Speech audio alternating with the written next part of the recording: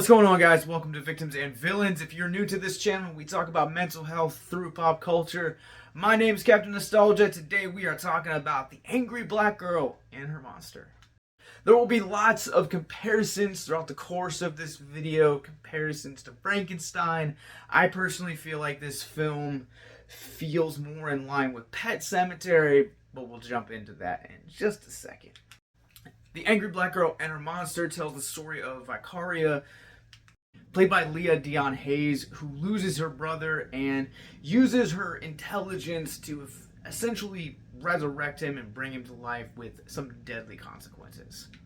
Right out the gate, I want to just absolutely praise the performances across the board. Not only does Hayes lead this cast masterfully, but there are several times in this film where several different characters had monologues, and by the end of those monologues, time they uttered their last words, I literally had goosebumps all over my body and the hair on the back of my neck stood up. And I would say that's a testament to the screenwriting in this, written by first-time writer-director Bomani J. Story. I'll get to the direction in just a few bits, but let's talk about the writing. Honestly, I felt like the writing was one of the weaker parts of this movie, and I feel like this movie is essentially trying to balance a lot of different things. One of the things we recently talked about in our episode on Clock from Abyss Gazing was another first-time writer-director, Alexis Jacknow, kind of talked about how when you're making your first feature, technically you're trying to just kind of throw at as much of the audience as you can, because you're trying to really cover all your bases, because who knows when you're going to make your next film. And I think that's kind of the essence of what's going on here with the story's narrative. And Monster has two sides of its coin. On one side, it's telling a social commentary. On the second, it has these more fantastical elements that feel more aligned with Pet Sematary or Frankenstein. I think the first act of this movie is a good demonstration of what that good balance looks like, because it balances itself really well with the fantastical elements and the social commentary. But once it gets into its second act, and therefore pretty much the majority of the second act is fixated solely almost all on the commentary aspect, and kind of sprinkles in a little bit of a reminder of those fantastical elements, whereas the last act just kind of goes full fantasy. And that's kind of where I have issues with a lot of this movie. I think that its fantastical elements work really well when they are shown on screen. The monster in question, I really liked the character design. I really liked the way the story sets up the direction and the shots around him, because it never outright feels like you're looking directly at his face, but the use of lighting and shadows really hide it, really make him more menacing, and really doubles down on that ancient rule of less is more. But I think this movie as a whole works better as a social commentary than it does anything else. Had the film kind of kept that momentum going from the first act in its balance, I definitely probably would have been saying something a little bit differently. But because the film just kind of feels a little bit too one-sided in the last two acts, it's just kind of a mixed bag. I really like Story as a director. There are several shots within this movie where the fluidity to the camera, I thought, just looks absolutely gorgeous. It has a really proficient and just really precise way that he's trying to tell the story. I think he knows how to nail the emotional aspect of these characters as well. And even though I do have problems with this movie, I'm still really excited to see what he's going to do next, because this movie shows a lot of promise, and I'm always looking for more filmmakers to be on the lookout for. Like I said, I think the acting across the board is absolutely phenomenal, and I can't wait to see also what Hayes does. She is truly a scene stealer, whether she's embracing her more charismatic side or she's just getting to kind of show her full range of emotions. There's a great scene where her character has to go through some really painful circumstances, and just seeing her act through that was such a privilege. I think this movie is paced marvelously, even though I do have some issues with the way that everything kind of turns out in the end.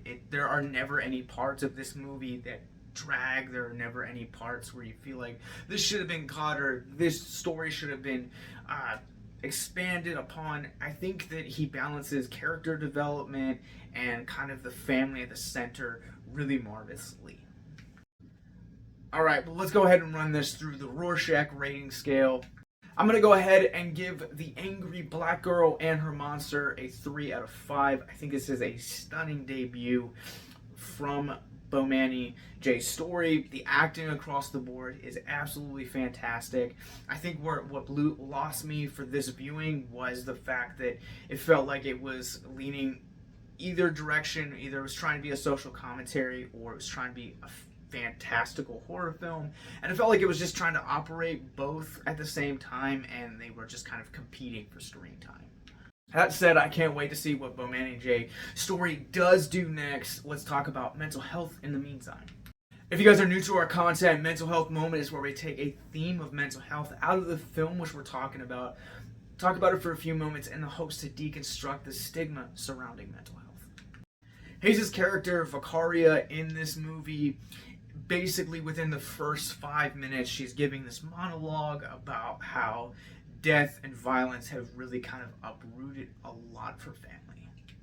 She's expressing how death has kind of come, and her entire motto is the tagline of this movie: death can be cured. And the thing that I really want to talk about for just a few moments is the way that we process trauma. Following the death of a loved one, whether it is a blood family or it is someone that you just happen to be close to, or a significant other, whatever the case is, sometimes in the wake of that individual's death, you can experience something called survivor's guilt. Basically, survivor's guilt is when the person who lost the deceased essentially are feeling guilty and saying, why were they taken and not me?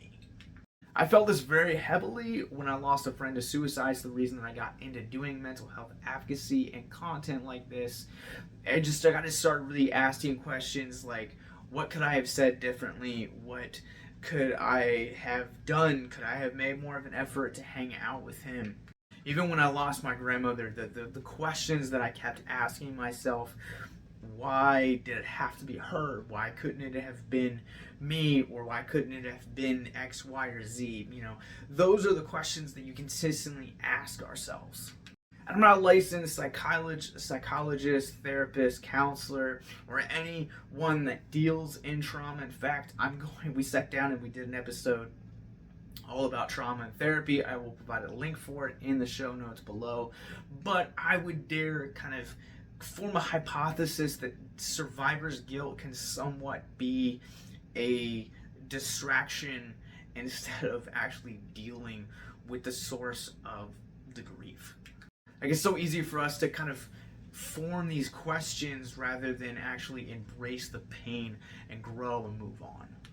I was really close to my grandmother, and when I lost her, I was young and I didn't deal with it very properly. In fact, I held on to that survivor's guilt mentality as a distraction instead of dealing with it for the better part of almost 11, 12 years until I actually kind of started working my way through that pain and that grief.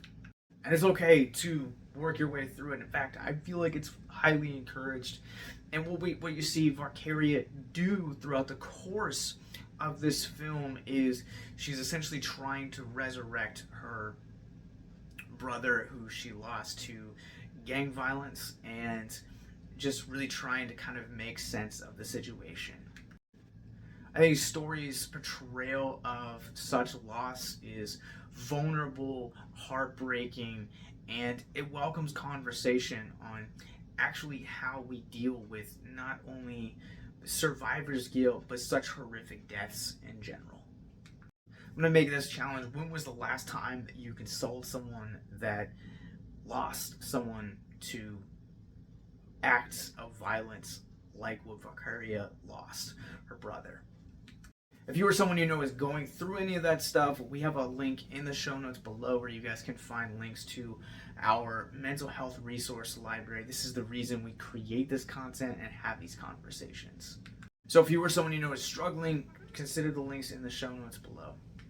The Angry Black Girl and Her Monster comes to theaters in limited release as well as VOD and digital June 9th, this Friday. And it will be coming to AllBlk, the streaming platform, as well as Shudder at a later date from both of those distributors as well. Links are in the show notes below where you guys can get more information. Until next time, remember to check out our podcasts. And if you or someone you know is struggling, check out our mental health resource library. Have a good night.